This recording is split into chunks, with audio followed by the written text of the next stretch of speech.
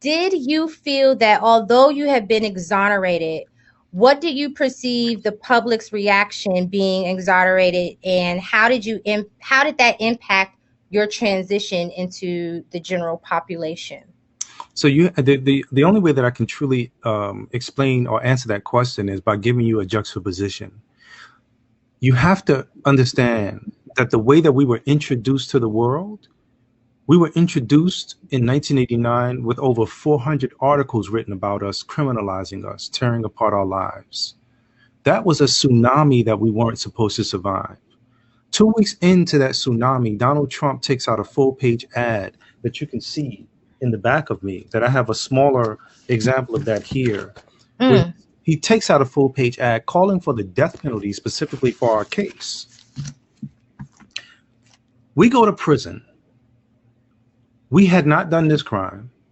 Raymond Santana and Kevin Richardson are perhaps the two most powerful, potent examples of having not done the crime because they get arrested that night.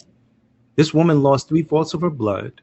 She was bludgeoned after being raped violently, and they had no evidence that they were even in the park, right? 13 years goes by, and in 2002, perhaps maybe one of the only articles juxtaposed 13 years later of the 400 articles written about us, demonizing us.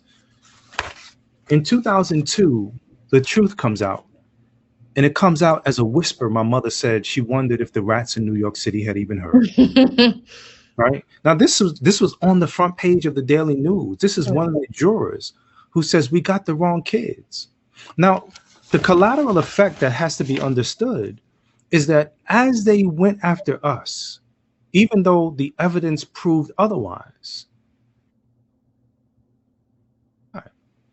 one of his last victims was a young. Oh, you're cutting out for us again. What a cliffhanger, huh, guys? It always happens when it's a good cliffhanger. While we wait for Dr. Salaam to I saw it. reconnect, it's Yeah, okay. I saw You it stop him. But one of his last victims was a young pregnant Latina woman who could have been alive today had the system said something is wrong with this case. You know, she could have been enjoying her family. She could have been enjoying her unborn child and the other children that she had with her husband. But the system got stuck with that mistake. So the bittersweetness is what I'm trying to explain in terms of this juxtaposition. sure. The system didn't readily say we messed up.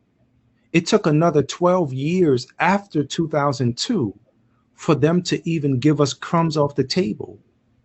We sued in that process for $50 million each. They gave us $41 million total. One Mm. third of that goes to paying legal fees. Right. My family, our families, sued as well. Hundreds of millions of dollars in those lawsuits. They didn't give them a dime for having run over them with the spike wheels of justice as well. And so to be on this side of life is bittersweet. Even though we've gotten our roses, we're getting collectively embraced by society, but the system that ran over us, the system that harmed us, never apologized. And so we had to move forward without the apology.